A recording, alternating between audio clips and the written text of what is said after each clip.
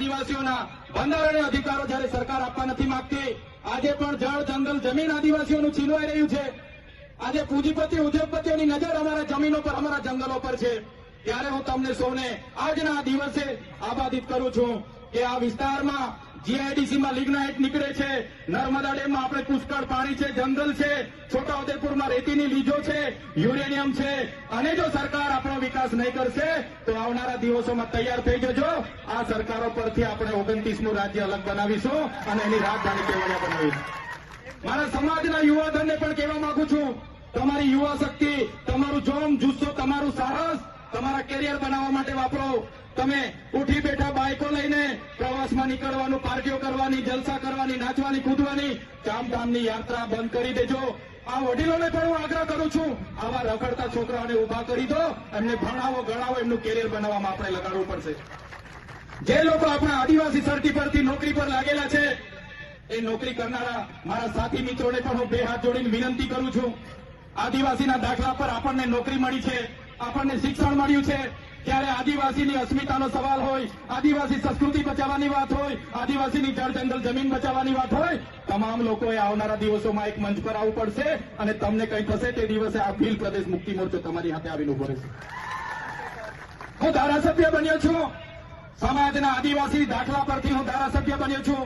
મારી ડેડિયાપાડાની બેઠક આદિવાસી રિઝર્વ બેઠક છે અને સમાજની દેનથી, સમાજના આશીર્વાદથી હું ધારાસભ્ય બન્યો છું. એટલે સમાજ માટે બોલું છું.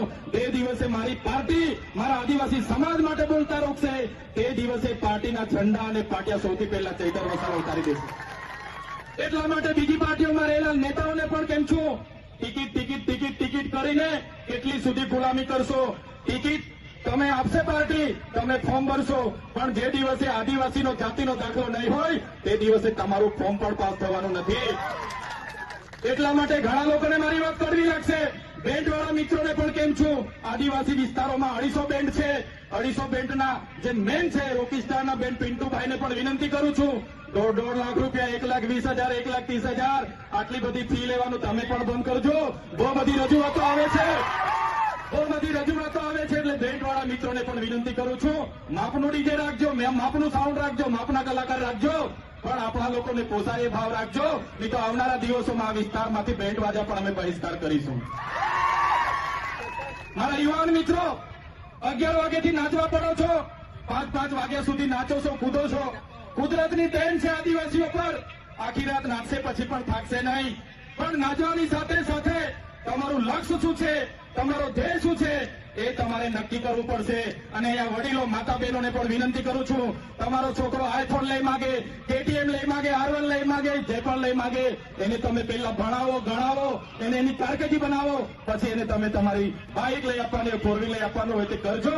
પણ આપણા બાળકોને શિક્ષિત કરવાની જવાબદારી આપણી બધાની છે.